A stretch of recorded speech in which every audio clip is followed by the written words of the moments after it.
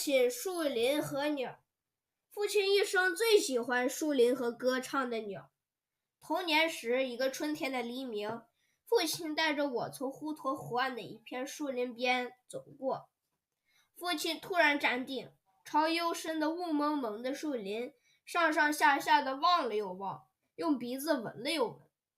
林子里有不少鸟，父亲喃喃着，并没有看见一只鸟飞，并没有听到一声鸟叫。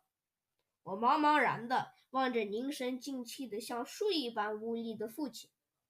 父亲指着一棵树的一根树枝对我说：“看那里，没有风，叶子为什么在动？”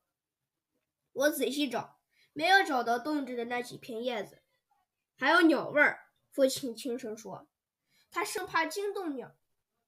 我只闻到浓浓的苦苦的草木气息，没有闻到什么鸟的气味。鸟也有气味？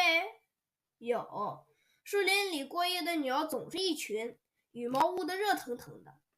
黎明时，所有的鸟都抖动着羽毛，要抖进露水和湿气。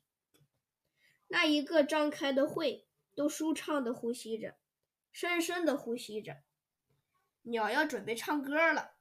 父亲和我坐在树林边，鸟真的唱了起来。这是树林和鸟最快活的时刻。父亲说，我知道父亲此时也最快活。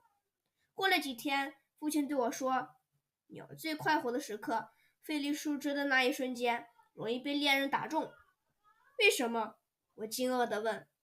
父亲说，黎明时的鸟翅膀潮湿，飞起来沉重。我真高兴，父亲不是猎人。